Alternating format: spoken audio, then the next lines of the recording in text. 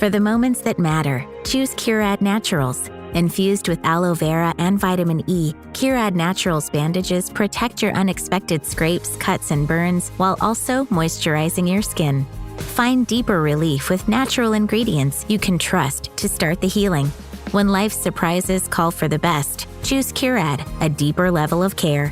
Shop the full collection on Amazon or visit curad.com to learn more.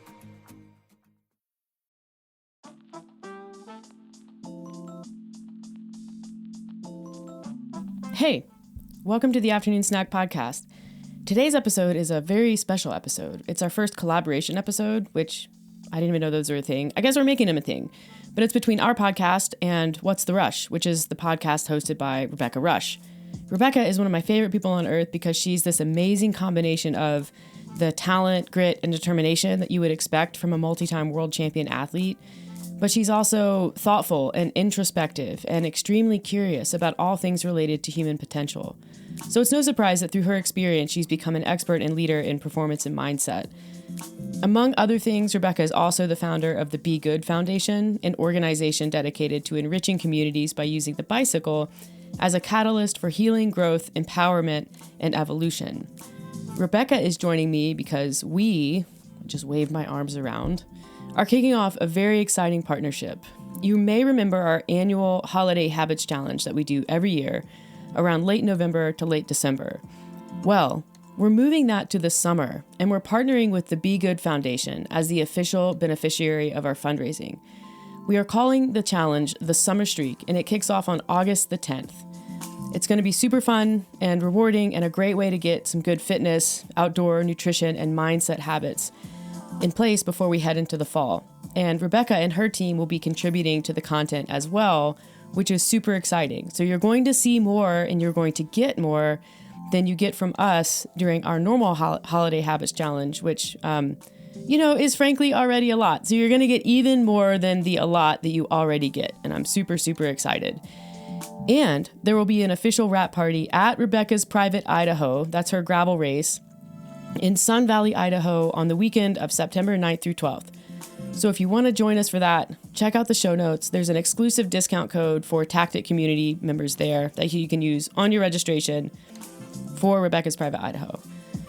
What I love about the conversation we're about to have is how it so seamlessly drifts into an in-depth discussion on doing new or doing hard things and how motivation plays a role in both big and small endeavors.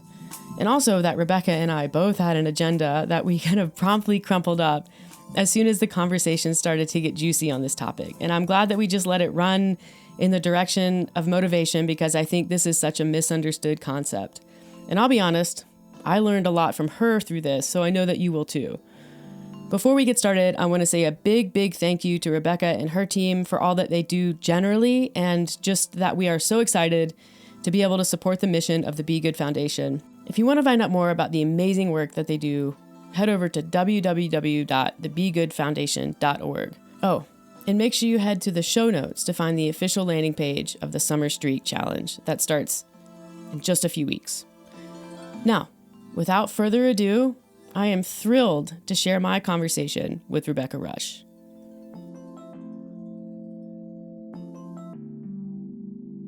Hi, Meredith. Welcome to our first collaborative podcast ever. Hi, this is super exciting. I think we're groundbreaking here with this collaboration. You don't see a lot of collab co-release podcasts, so I'm excited to be here. And you've been on our show before, but if people don't know who you are, thank you for the amazing intro, by the way. I find you very challenging to intro because you've done so many things across your career as an athlete and now as a kind of a mindset expert, still an athlete, but someone who's kind of creating waves in the movement and health space from a more holistic angle. So I think that's really amazing because you're world champion, multi-time, one of the best adventure racers of all time. You are an Emmy winner. You host one of the most beautiful, amazing, challenging gravel bike races in the world. Rebecca's Private Idaho, do it. Put it on your list right now. And I find a lot of people struggle to kind of bridge the gap. Like it's hard to snap out of the mindset of being just an athlete and many people I think kind of fade into the background. So it's super inspiring that you're not doing that and kind of staying in the space and really being a helper and a promoter and getting more people in touch with their bodies and their minds and emotions and the psychology around activity and movement and being an athlete, whether you're elite or sub-elite or very recreational. And I'm excited to dive into the conversation today just to hear more of what you have to say, because you're such a wizard in this space. A wizard. Well, thank you for saying that. I can't tell you how many times I get the question of, when are you going to retire? When are you going to retire? And usually people mean, when are you going to retire from sport? And I find the question so annoying, because I am an athlete that's what I do as a human being. Like, that is my medium. It's where I find my flow state. It's what I like to do. It's what keeps me healthy. And the concussion period where I stopped being an athlete for the first time in my life was terrible. And so it was a real eye-opening experience that, I retired from being a competition athlete for my career, but I never want to retire from being an athlete. And that's kind of the whole point. And that is a lot of the focus of your work. So tell everyone a little bit about, let's go in first. Thanks for talking about Rebecca's Private Idaho. It's coming up soon. That's where we met, isn't it? I'm trying to remember. Yeah. You came to the event 5 years ago. For those who don't know, you should know, but it's the best gravel cycling event in the whole entire world in my hometown in Idaho. And you guys showed up, you and your partner, Alex, showed up to ride, and we didn't know each other. And you just kind of came up and were like, hey, we need to know each other. And I just instantly felt this energy and this excitement. So why did you come to the event? And why'd you come up to me and corner me? Well, it's so funny. Alex and I are so different in many ways. My whole life I've stepped into spaces that are uncomfortable and sort of put myself around people who are, they're people who I look up to and I admire, but they're definitely people who, if I'm honest, are on a very, very different level than I am. But that's you learn a lot when you do that. And so coming to your race has a reputation. It's super challenging. It's also known to be one of the most beautiful courses in the world. And so it's on many, many lists. We have, connections and people who we know who've done it. And so we just decided to come down and do it, because it's a fairly short drive, 10 hours from Fernie, British Columbia, where we live. And we were early in our gravel cycling careers at that point. I think it was Alex basically did an untrained 100-mile race that weekend. I had at least been training. And so her experience with the race was super challenging. I think Meg Fisher ended up kind of rescuing her and sort of pulling her back all the way. But we came down, I think, to experience it, to meet you, to meet people who are involved, and just step way outside of our comfort zone. And I cornered you because that's what I do to people. That's how I network. I put myself in front of people and say, hey, I'm Meredith. I would like to know you. And that just see kind of what happens from then. I love that. There's a lot wrapped into that. One, it's the risk. You came, if I'm hearing correctly, you came to the event because it had a reputation of being hard. You came up and talked to me because I do hard things. And so what is it about being uncomfortable that you feel like is important or of value to you or for other people? Yeah, I think, stress has kind of a bad reputation in our society. People think that stress is a bad thing, but stress is the only way that we learn and that we grow. And so by putting yourself into stressful environments and uncomfortable environments, that's kind of how you change and grow over time. So there's a lot to self-selecting hard endeavors, whether that's physically hard or mentally and emotionally hard, and just staying in that space and sticking with it. I think is a super important part of growing. And even, Alex and I have both been elite athletes in a different sport. Alex was a national level skier. I grew up swimming at a high level. We both did CrossFit kind of at the highest level that you can do that sport. And so we're not unfamiliar with hard physical endeavors, even though the bike was new. But stepping in, it's almost harder in a way if you've been elite in something else, to step into a new sport or new space as more of a novice and deal with the discomfort of not knowing what you're doing. But I love that. Kind of sucking at something. Messing a lot of things up. I think that's, so I love, we're already kind of getting into the science of a little bit. And on my podcast, I've talked a lot about the Yerkes-Dodson human performance curve, which is basically a bell-shaped curve where, as you talked about, the growth and the change and performance actually happens when you're outside your comfort zone. You're stretched a little bit too far on the other side of the curve. It's you're kind of uncomfortable. You're pushed a little beyond your limit, and then that is kind of where the growth happens. If you go too far over that bell curve, that's burnout, fatigue, all that kind of stuff.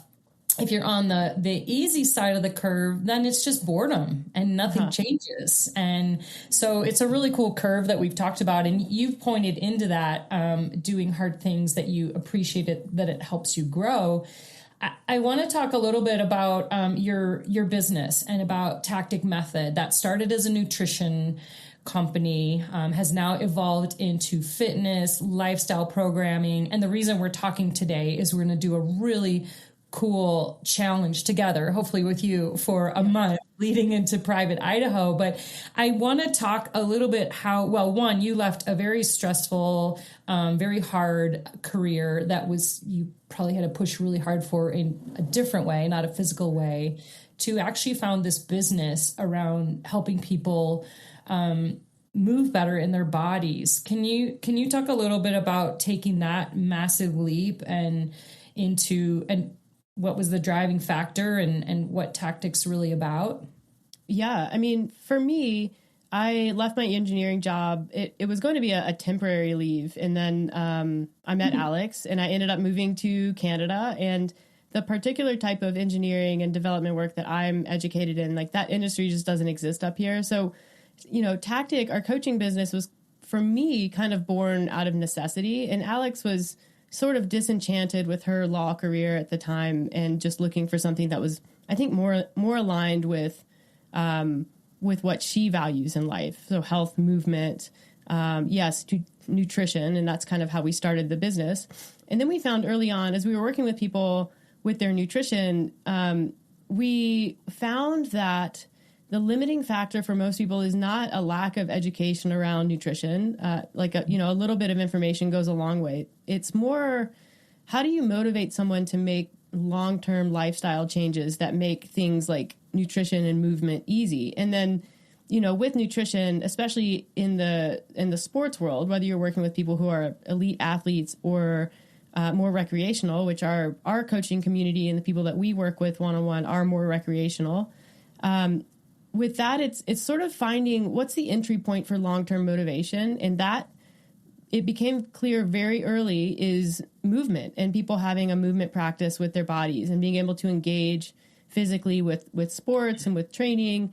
And so the coaching that we did evolved really quickly away from strictly nutrition to more nutrition in the context of lifestyle coaching and habit building and getting people to establish these routines and practices with movement that maybe they've struggled to establish and have stick in the past. And so that's kind of what we help people do with Tactic. And we have a few different ways that we work with people now. We have our one-on-one, nutrition lifestyle coaching. We have one-on-one, like fully individualized fitness programming that we do.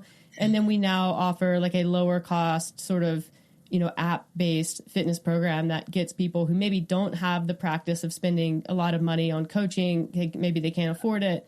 It gives them a way to engage with us and a way to do what we recommend and what we do. And our goal is not to have, we don't want to create elite athletes out of everybody. Like that's not the goal. And that's, it's always been kind of a sticking point for us because people look at us and what we do and don't always see themselves reflected back. And it's like, well, we don't want you to be us. We want you to be you in the best possible way. And we want to help unlock that for you through like sustainable practices that like you feel good about, you feel like you can stick with, that aren't going to stress you out and put you into that overtraining, overreaching, burnout phase within a year, which is what a lot of people fall into when they commit to a training program or a workout plan. They'll work at it really hard for 6 months to a year and then just get really tired and quit. And that's kind of the story that you hear over and over again, is like, well, I used to do this and then I got busy.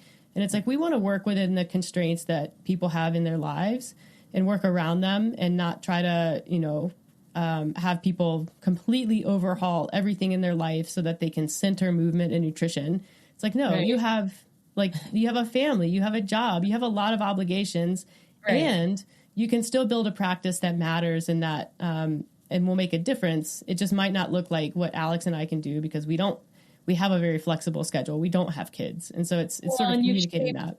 Yeah, you shaped your career and as I have, around sport, but I think it's really important to emphasize, and I talk about this all the time when people are like, they look at me as well and they're like, yeah, but I'm not a world champion athlete. I'm not even an athlete. And I hear this when people don't want to come to Private Idaho. They're like, I'm not a racer.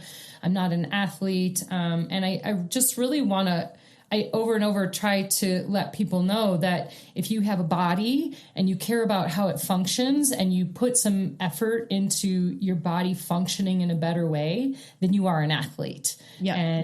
And so hopefully, and I think that's really, it's starting to catch on in the world. A lot of, some of the good things about social media and sort of the awareness that we have, like you said, it's not a lack of education, and people are really tuning into the fact that we need to eat well, we need to move, it's better for our brains. Like, people are learning the science behind why movement is healthier for us. And so there's a lot of cool information out there. There's a lot of junk out there too. Yeah.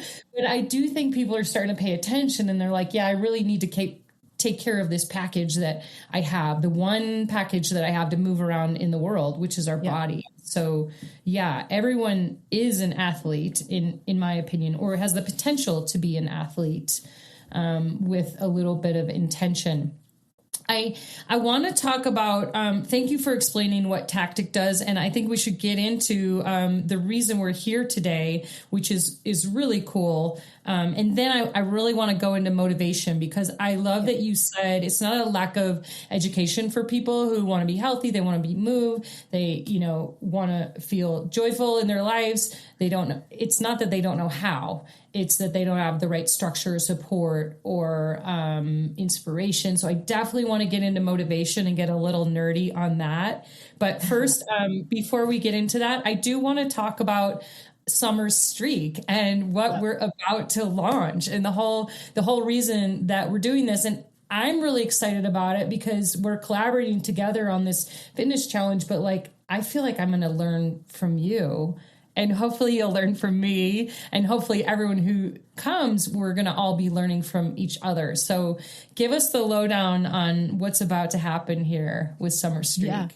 So kind of as soon as we amassed a bit of a following online, we kind of wanted to not only provide something to that community and people who can't necessarily engage with us financially on an ongoing basis, but also use our platform and our community and our following and our ability to fundraise to give back to really worthy causes and sort of philanthropic efforts like that. How do you do more with social media? Because social media is such a self-serving game most of the time.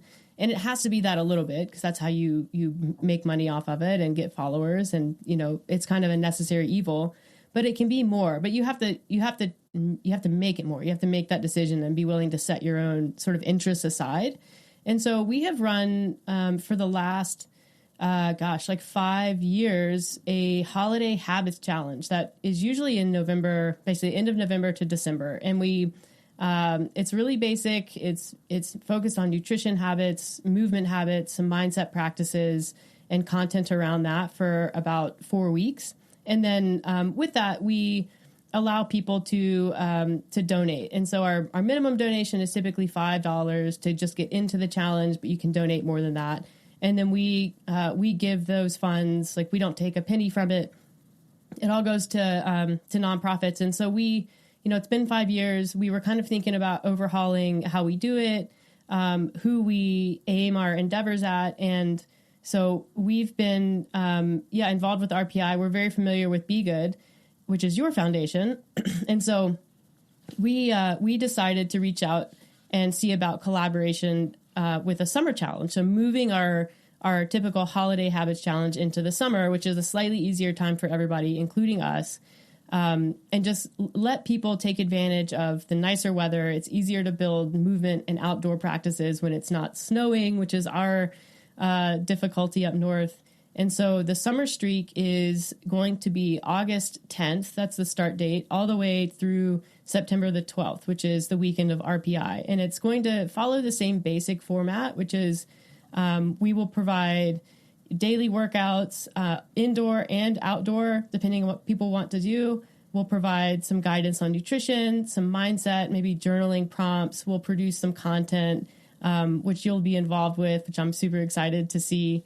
And just try to get people excited and motivated to initiate some change in their lives, whatever that change is. And so whatever people are coming in with, whatever their entry point, kind of dictates what they will get out of a challenge like this. If someone's very new to movement, it could be foundational in establishing a long-term movement practice, which we've had people do in the past. Like people will reach out and say, I did your habits challenge back in 2022, and that helped me put in place a workout routine that I still have today. Or, things like, we would have habits like, drink a glass of water in the morning, read before bed. Like we have people who have read, dozens and dozens of books at this point because they started doing that in our habits challenge and just really liked it. And so they kept the practice. And so we're just trying to help people get a foothold with where they want to work and how they want to see improvements in their lives, take advantage of the community that's coming in and doing it together, and sort of this initial burst of motivation to get over that hump. And then it's a lot easier to keep momentum going than it is to build it from full stop. And so that's the goal with the challenge. I love it. And I should correct, because I was calling it a fitness challenge, and it's not really that. It's a habits challenge. It's a month-long habits challenge of changing something that is better for your health and wellness, mental and physical health and wellness. Like you said, that might be reading. It might be drinking more water, which I'm guilty of not drinking enough water.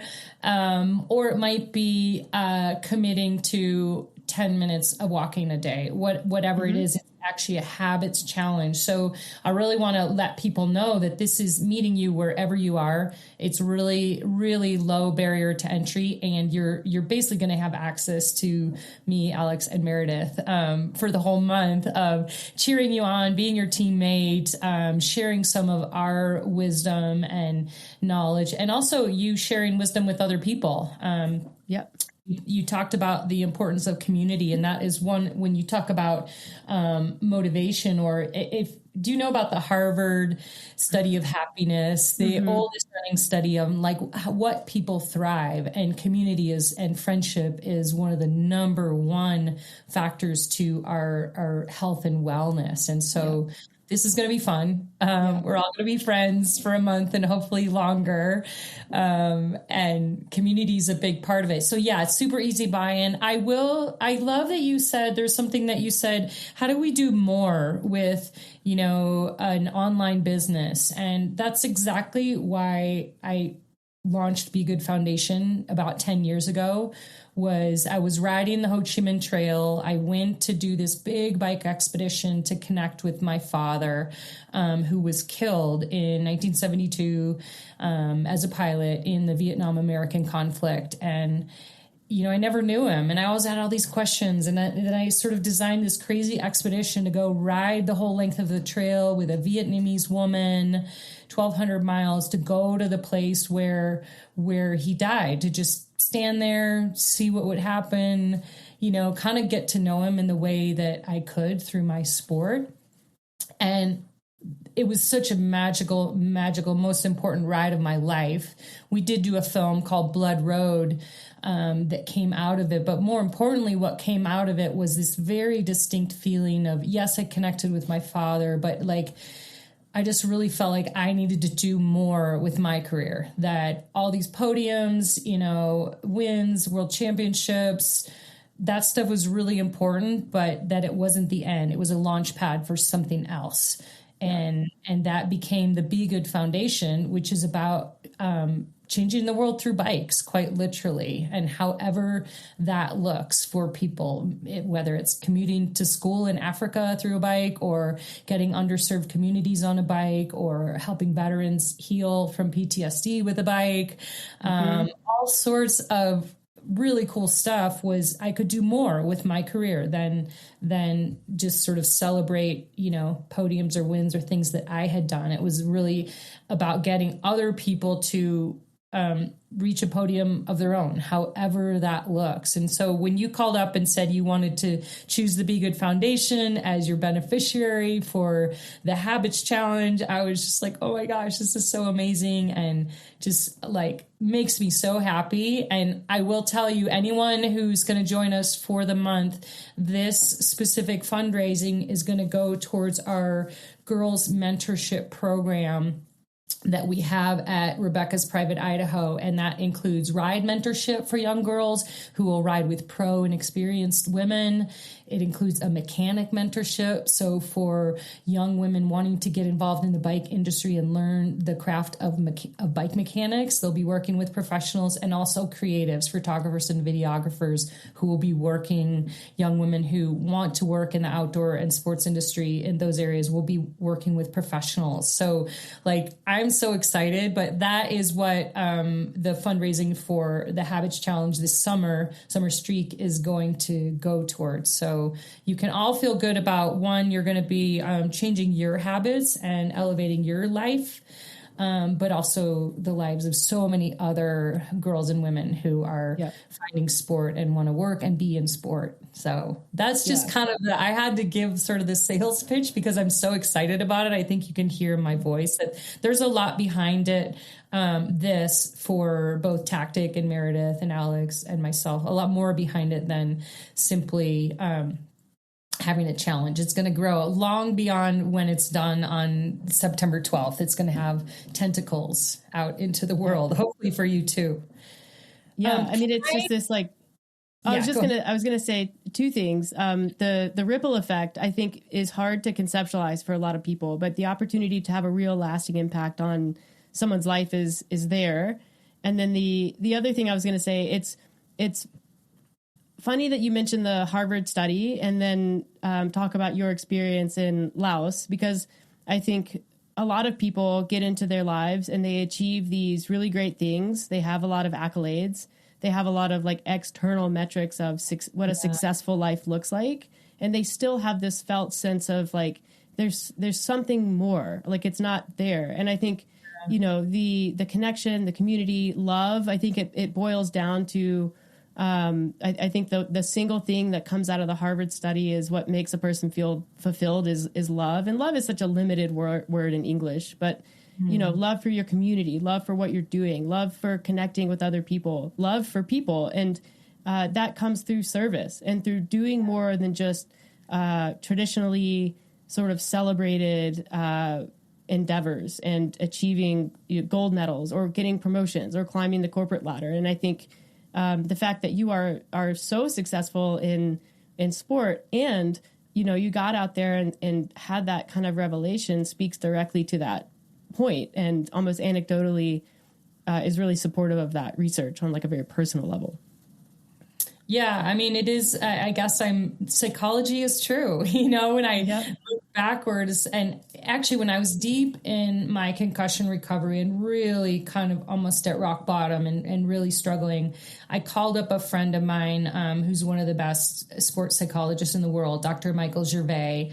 And I know him through Red Bull, my 22 years as a Red Bull athlete. I'd met him. I didn't ever get to work directly with him, but I knew him, and I texted him out of the blue. We don't have didn't have a super close relationship. And I'm just like, I need help. I don't know what to do. And, one of the first things he said was, do something for somebody else first, be in service of somebody else. And that's one of the standard psychological tools for depression, anxiety, PTSD, is to actually get outside your own rumination and your own self and do something for somebody else. And then all of a sudden you get lifted out at the same time. And so, yeah, it does work. We all feel good when we help a neighbor, we help somebody do something. So this summer, Streak and Be Good Foundation, they are kind of all about helping somebody else. And it does feel really good to do that.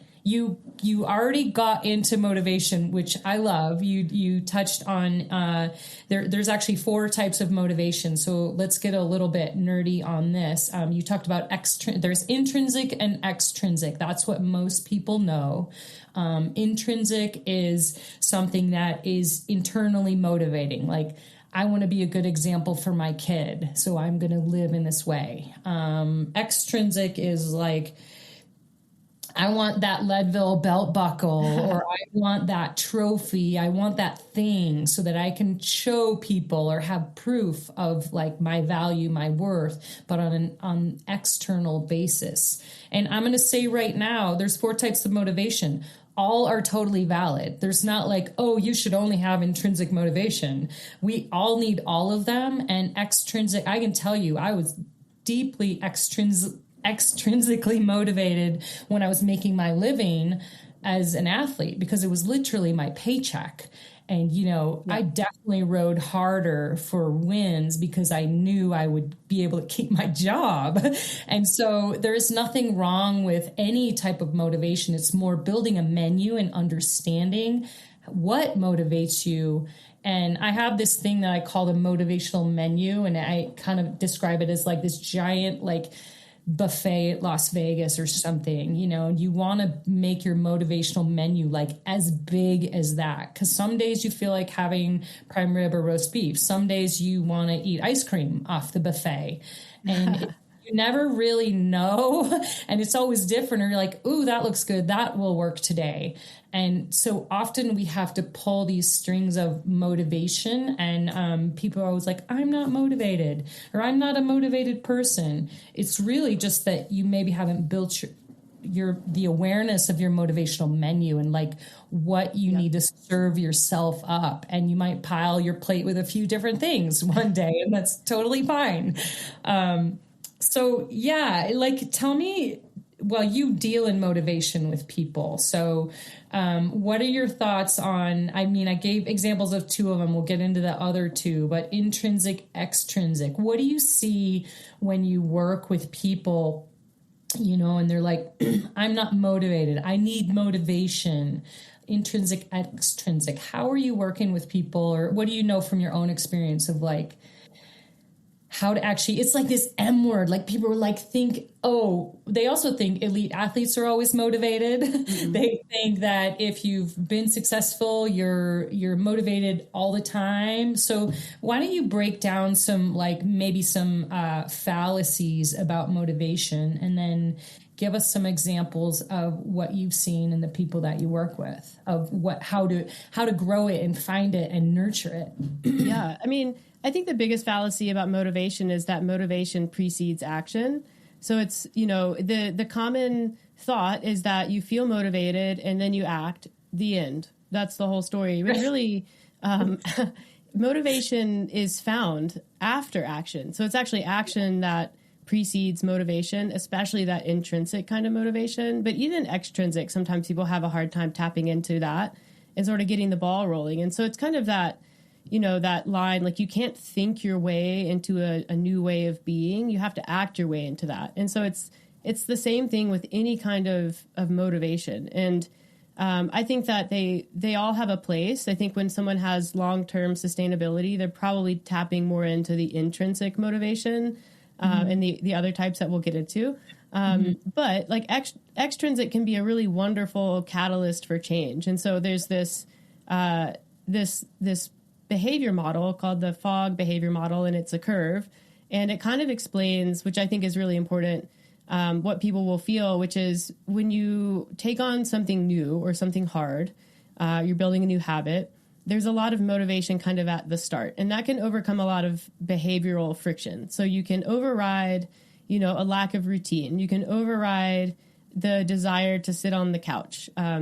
that motivation can carry you a long way, but eventually it starts to sort of fade. And then when the behavior becomes too hard, and there's not as much motivation, you have to tap into a different way of finding motivation to continue. Because when there's this curve, if you look up Fogg's model, essentially there's like an area of inaction and an area of action. And so the area of inaction is when it becomes like, well, this is too hard. I'm not getting what I want out of it. It's taking too long. All of these things start to kick in and become very demotivating. And so that's where, having a routine in place, finding a way to identify with what you're doing, be honest if you even like the practice, because modifying what you're doing can also help with not only lowering the difficulty and keeping you on the action side of the line, but also bumping up that motivation just a little bit. And so it's kind of understanding that motivation is going to wane naturally over time. That's normal. You're going to have to work a little bit harder and get systems in place to make it easier. And for most people, if we're just talking intrinsic, extrinsic, it's those systems and routines that create a bit more longevity. But even with that, even as you create longevity in the process, let's say someone has a goal that's if they're honest with themselves, kind of aesthetic. Like if they're only training and they're only exercising because they want to lose weight, because they want to look a certain way, the reality is that's largely driven by genetics, and it's unlikely that someone's going to see a tremendous amount of change beyond kind of the initial change, even with a long period of time. So it's not to say that it can't happen, but it just takes a really long time. And then they might realize the lifestyle that's required to make this change that I think I want, but maybe I don't really want. But what I know I don't want, and what I know I don't like is the lifestyle required to do it. That's a really good time to check in on what it is that you're doing and why, because you might just dial it back a little bit and, be okay with slower progress or different progress if it keeps you on that path. But people get so stuck on outcomes and specifically very specific outcomes that the lack of that outcome becomes super frustrating over time. And so, we work with people on checking in on, what are you doing and why? Is your outcome sort of creating a lot of your distress here? And then how do we re-engage with it? How do we build systems that help and keep people going for a longer time? You touched on some stuff. A lot of this is familiar because I've talked about my concussion recovery a lot. I'm still in it. I'm still finding my way back to a different relationship with sport. But for much of that period, as I got moving again, I couldn't use any of my devices like power meter, heart rate, especially power meter. Heart rate was fine because it was actually a gauge of effort. But I had to throw the power meter, put that in the in the closet and not look at it because it was actually demotivating for me because I was starting at such a low point. As I got a little bit further along, then the power meter actually became motivating again because I could see progress. But at the lowest point, I was just like, I just need to move. I don't want to judge myself, and I'm going to just take time and how I feel as the metrics instead of a metric that was, a piece of technology. But the whole point is that shifts for me, and that now that is motivating because I'm seeing progress. And, when I was racing Leadville, for example, and actually Brent Bookwalter, who's a sports performance coach, and he's commentating on the Tour de France right now. He actually had a post yesterday about how when he was racing Tour de France in the second week, he would leave the heart rate and power meter on the floor of the bus and never look at them because all they were telling him was that he was very fatigued. Yeah, right. Like, I already know this. I don't need to be told it again and again and again. And he did, and he had a really cool quote that that data isn't everything, but everything is data. Which I was like, oh my gosh, that's amazing. Yeah. And you're teaching people to take data beyond just a tech device, like a heart rate monitor, whatever, but like how you feel, what your mood was, that all of those things are data to help people understand, like, how did my day go? And I think newer athletes, younger athletes who grew up only with technology don't really know how to listen to their own bodies and their minds and their own data, which you're your best data point if you have the user manual, basically. Yeah. I mean, it reminds me of this line, and this actually comes out of my engineering career, which is what is measured must be managed. And that, I think, technology is really great. Data is really great. Power meters, love them. Heart rate, very important. There's all of these health trackers and things that can be really useful. But I think what you want to be checking in on is like, are you using the data, or is the data creating feelings in you that you now have to manage? And so it's kind of understanding where that line is and when to use a tool and when it's actually more useful to not use a tool. Yeah. I love that. I think it's so important. What are some other tools? Actually, I want to hone in on one because I'm just going to be the student here on all these habit formings. You talked about liking what you're doing or not liking what you're doing. And we hear this a lot with people that are like, I don't like to run, or I don't like to do races, or I don't like to, for me, I don't love being indoors in a gym, which is kind of yours and Alex's, like, that's where you came from. Like, that's your happy place, where I'm like, what? People want to be inside? I totally don't get that. And granted, you obviously love being outside too, but you also really love, and I know a lot of people, Brad Stulberg was an amazing person I just talked to. His newest book, The Way of Excellence, he's like loves weightlifting and powerlifting, and like he loves it so much. And I was talking to him on my podcast, and I'm just kind of sitting there like with a blank stare, like I totally don't get that. But people also don't get like why I love going for hours and hours and into the night and like doing stuff for 7 days in Alaska. People don't get that either. So the point maybe I want to hone in with you is, if you don't love something but it's good for you. And actually, this is one of the types of motivation. Maybe we should just get into that. And I'm not an expert in this. I'm just going to say I don't have an advanced degree in psychology or anything like that. Neither does Meredith. This is all like lived experience and what we've learned kind of through the people that we know and athletes and our own experiences. But there's one type of motivation that's called introjected, or no, let's talk about that one first. So that one is basically an avoidance type of motivation. And that's why I got into sport, to be honest with you, in high school. I had an eating disorder. My family was all overweight. Nobody was athletic. And my neighbor, who was very thin, I was worried about like being thin as a young, preteen girl. And my neighbor was like, oh, just join the cross-country running team. You'll never get fat. And I was like, okay, done deal. Like that is literally was my entry into sport, which is introjected motivation of avoidance of guilt, shame, fear. It's like cleaning your house before, the cleaning person comes because you don't want them to judge you as a slob, It's that kind of motivation. So that's pretty powerful for people. It's an avoidance. It can also be, I had a health diagnosis and of high blood pressure, and I'm really afraid. And so, like I said in the beginning, there's 4 types of motivations. None are bad or good. They just are. And so they can all be actually quite good. So not wanting to lower your blood pressure and not have a heart attack is a great motivating reason to get healthy.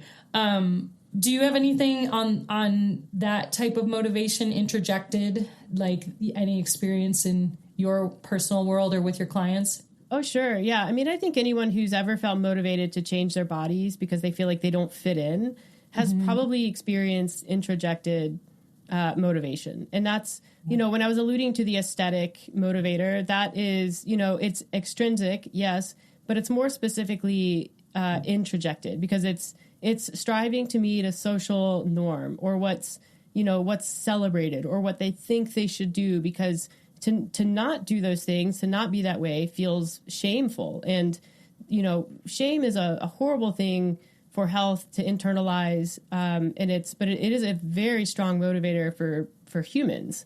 And it's just, like you said, there's a place for it, avoiding poor health outcomes so that you can live longer and spend time with your kids or your grandkids. Like, that is introjected. It is based in fear, but it's also very useful.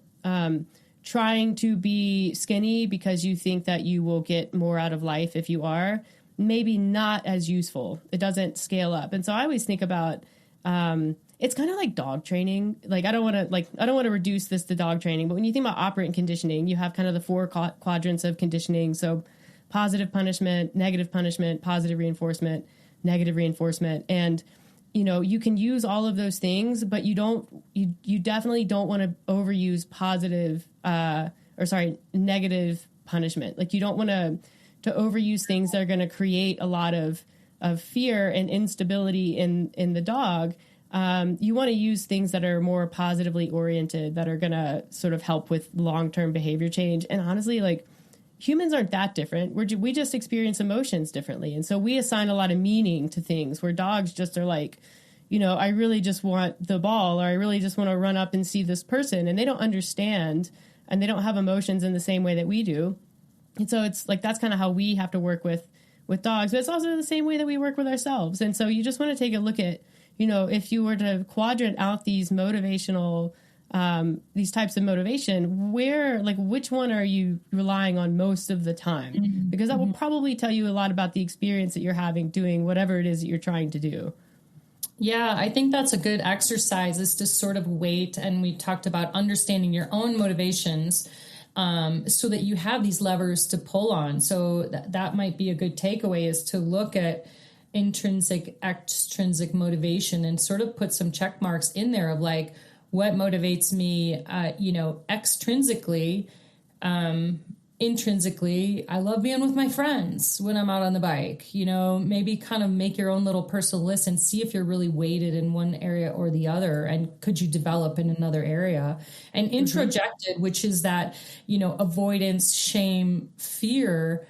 At least in my example, that was my entry into cross country running, and quickly that changed into like, wow, this is so fun. I'm running through the woods. I'm using my body to like go do really rad things, and I'm making friends. So it shifted really fast, even though that was my entry, and has become a lifelong, as I said at the beginning, I'll be a lifelong athlete. That's my motivation.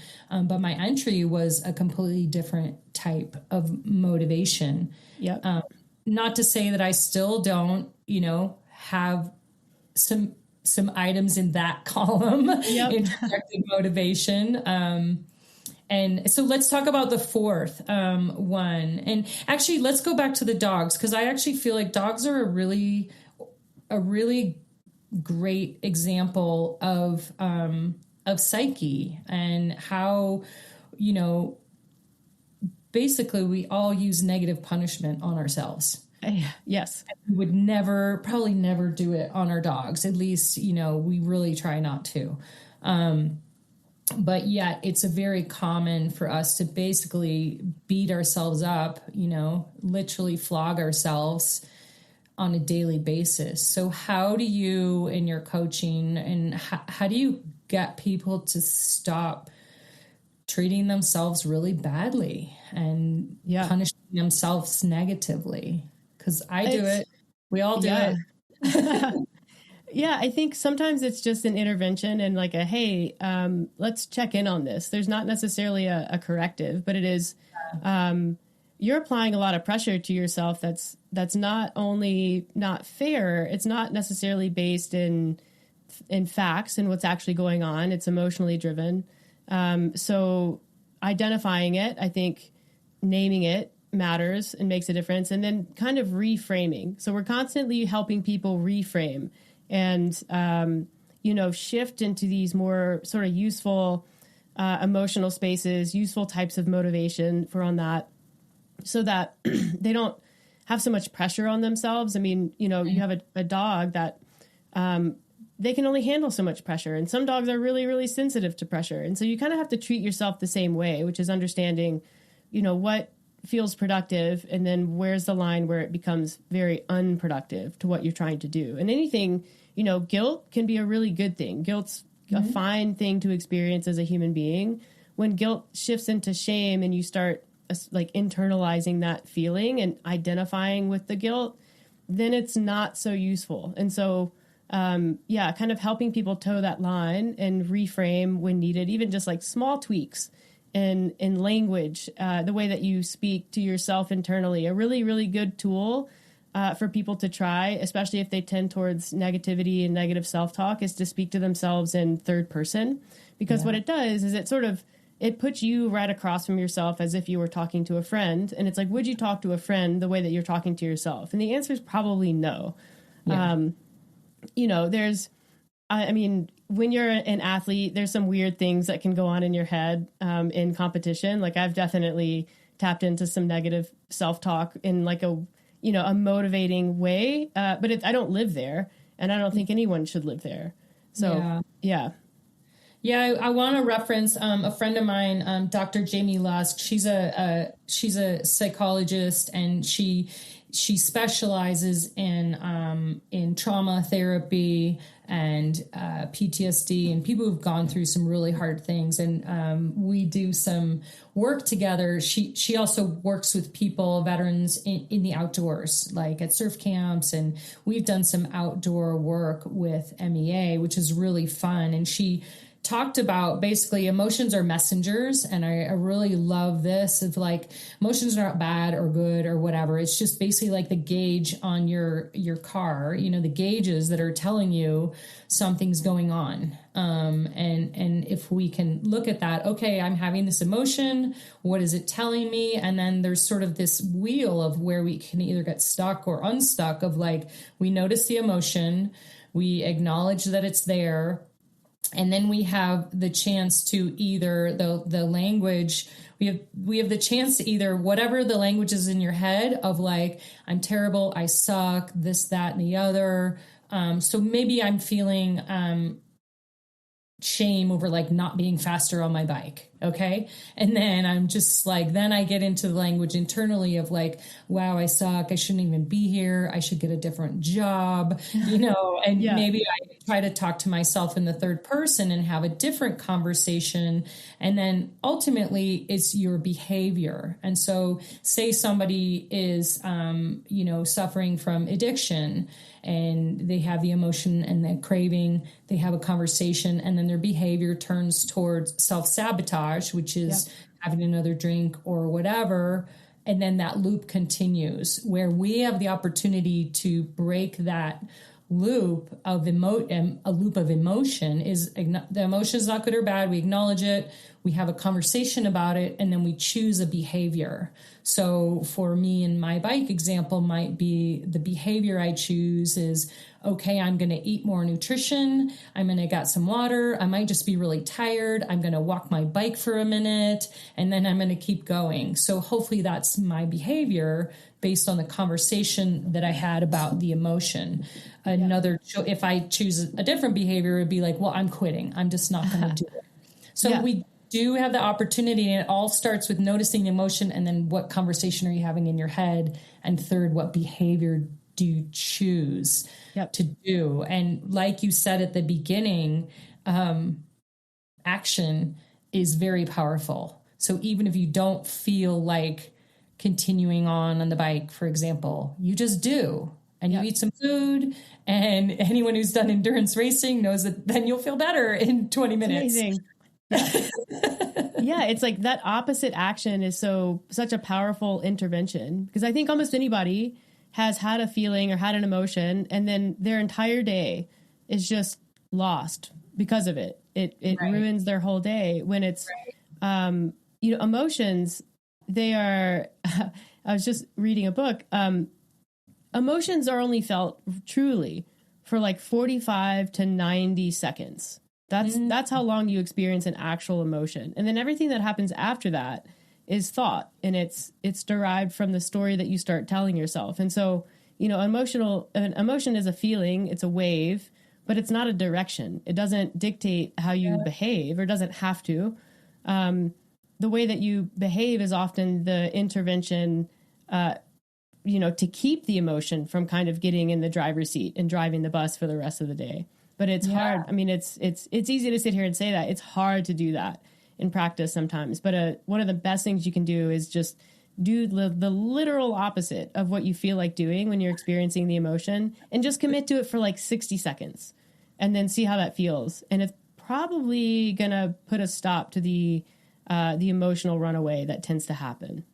It's so cool to know that the emotion truly only lasts 90 seconds and we can sit in it. We can feel it. I think about Alaska, the one year I did it where I was like going to win the whole race. I was so prepared. And I basically took a wrong turn in the first 30 minutes and was out of contention immediately. And my first thought is like, I'm just going to quit and go back.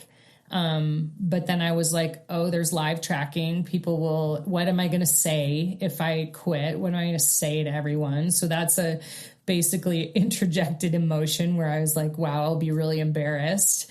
And then I basically was really mad at myself and sort of flogged myself for, a couple minutes, but it was getting dark and it was snowing and it's, sub-0 degrees in Alaska. And the conditions were like, well, I better just get moving. Yeah.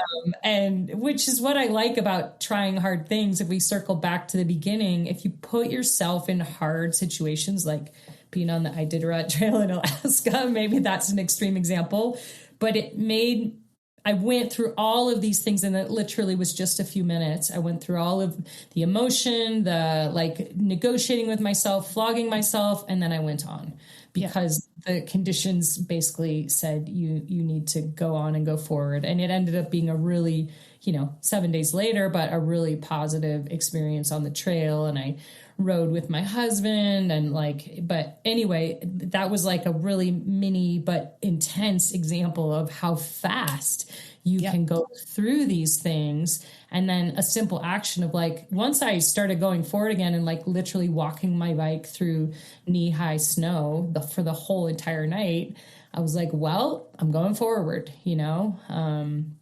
So, and once I made that decision, it was actually quite easy. Yeah. The decision is made. And I had the conversation of I'm trained for this. I've got my survival stuff. This is my third year. I know what I'm doing. I went through that conversation, kind of giving myself a pep talk. And then all of you who were watching on the satellite tracker, that was probably the most motivating because I'm I'll be really embarrassed if I just turn around and go back to the start. Yeah, the dot disappears. Yeah. Let's get into the last type of motivation. And we touched on this a little with the indoor gym stuff that I just don't really love. I do not love yet. Lifting heavy. I mean, it's sort of fun, but it's not my preferred sort of flow state is not being in the gym. But so the fourth one is, of type of motivation is identified. And it's kind of doing a sucky thing because you care about the outcome, doing your physical therapy because you really want your knee to be better. But you hate physical therapy. Nobody likes physical therapy. No. So that is identified motivation. So what do you have to say about that? Yeah, I mean, this is the one that's probably help me with the gym. Maybe this will help me want to lift heavy things in the gym. Yeah, I mean, the gym is such a good example because I think people get really stuck in the gym. I used to be really stuck in the gym. Granted, the sport that I did kind of necessitated it. It's who can be the best at exercising? That's the sport, right? And so you live in the gym. And, for me at that time, I cared about that outcome. And so that was fine with me. But then once I transitioned out of that sport, I found myself spending kind of the same amount of time in the gym and just getting really sort of disenchanted with that process. I'm what am I doing?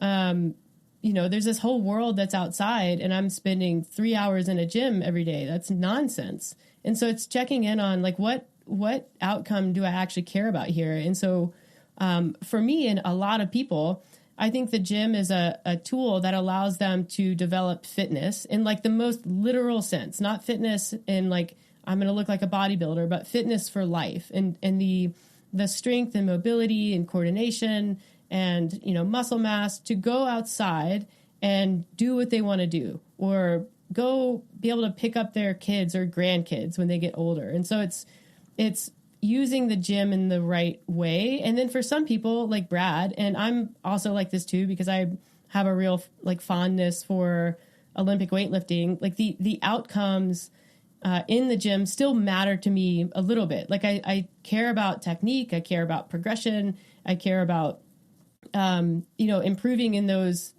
lifts when I'm working on them. And I find it really fun. And so that's like, I think Brad's a big deadlift guy. And so his thing is like deadlifting. And I'm like, that's crazy. I hate deadlifting. I mean, I'll deadlift, but like, that's never going to be my thing, but it's his thing and he likes it. And, you know, it is both a means and an end for him. And that's fine. And the gym is that way for me, but it's also a lot of other things. And so it's, you know, it's the ability to train and move my body indoors so that it feels good when I take it outdoors. And there's a threshold, there's a limit, because if I do too much in the gym, then I go out for a hike and my back is just like blowing up, or I'm sitting on a bike and I'm just super uncomfortable because I've just done too much. I've pushed the balance too far. And so it's always kind of having a bead on what the outcome is that you care about and how that tool serves it, and not just doing it because you think you should do it. Even though, you know, there's a lot of value in gym training and in mobility and in strength training, but if you can find a way to identify with it through what you're going to get out of it that you appreciate and that you like, then it becomes much easier to build that practice. It's sort of like delayed compensation's not the right word, but like delayed reward, where you have to sort of visualize the outcome. And maybe the gym's not it for you, but I maybe it's called identified motivation, because you really do have to identify what is the prize or the value or the delayed reward that is further out than this moment or this week or even maybe this month or even this year. Like being able to identify why you're spending time doing this thing, because then it can be motivating but if you haven't identified the thing and you're just going through the motions of like, I should be in the gym. Somebody said I should be in the gym. I read online I should be in the gym. Yeah. And you haven't really identified the value that's important to you, then it is just sort of going through the motions. Yeah. And it works in reverse too. I mean, I think that identified motivation probably stops a lot of people from doing things that they would rather do. Like when you think about long-term, like finances, saving money, like I would rather spend all my money. That would be so much more fun. But I know that there's a delayed gratification in saving and having, you know, a retirement account. You look at Alex, who is kind of an adrenaline junkie. She would probably love to go downhill mountain biking, but for her, it's not. She cares about the outcome in being able to avoid being injured and taking time away from doing other things that she likes. So that identified motivation can also stop people from doing things that they would like to do. And it's same, it's like the same process, but in reverse. Yeah. Well, we didn't get to flow states. We didn't get to habits. We really honed in on motivation, which is the 4 types: intrinsic, extrinsic, introjected, and identified.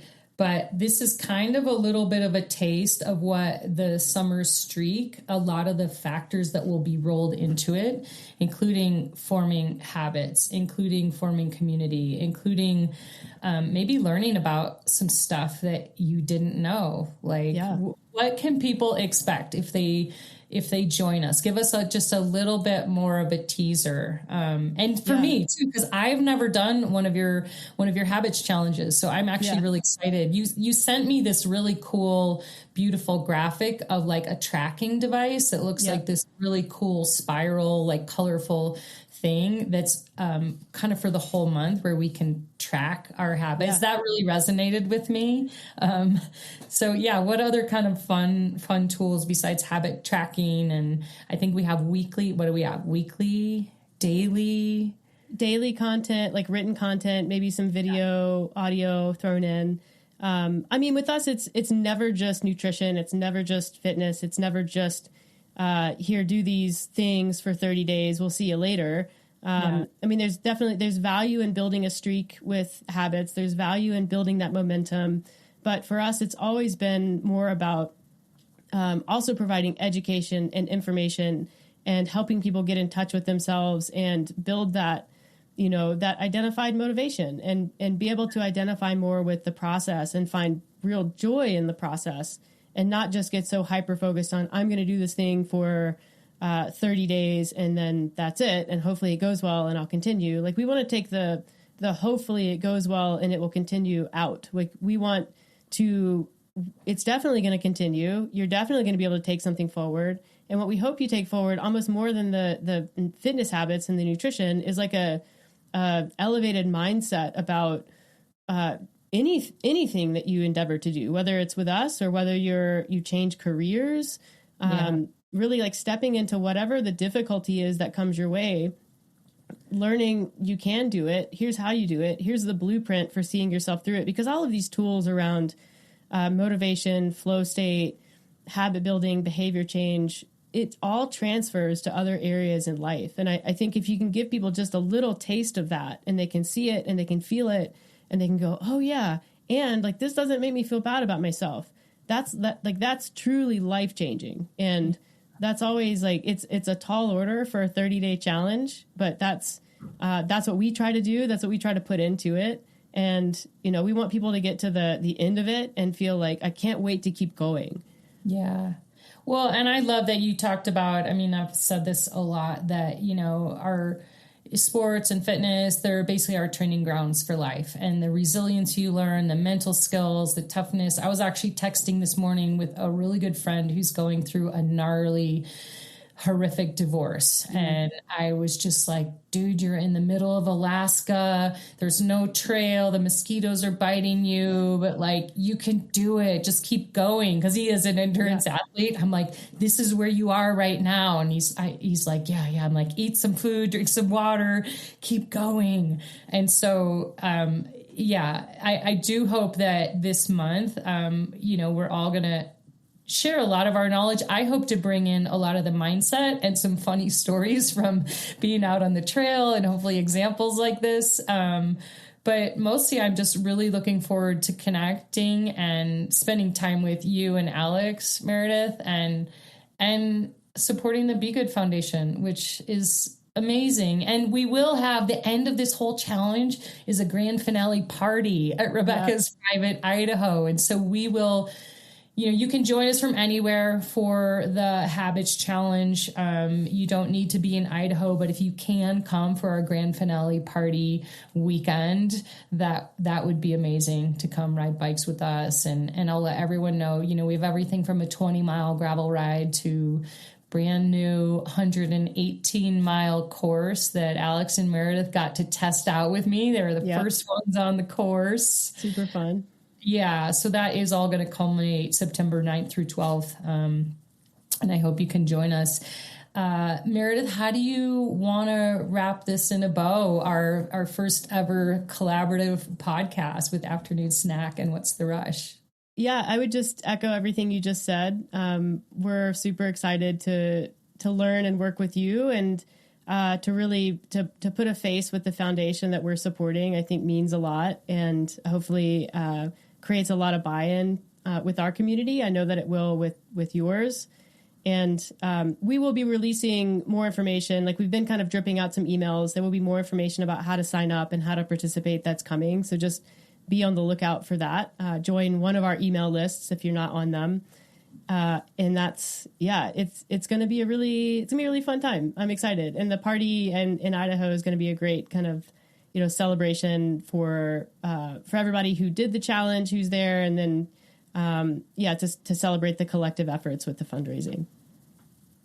So we start August 10th. It's coming up really soon. And this was basically a snack, of what we're going to get for the whole month together with the Summer Street Habits Challenge. So, Thank you, Meredith, and your co-founding partner, Alex, who isn't here right now, but thank you, Alex. And to all of you listening, thanks for being here. We're really stoked to kick this off, and hopefully you got some tools to build your motivational menu, and you can, make your little 4-part chart of where you're spending time in your types of motivation and build that menu a little bit bigger for the next round.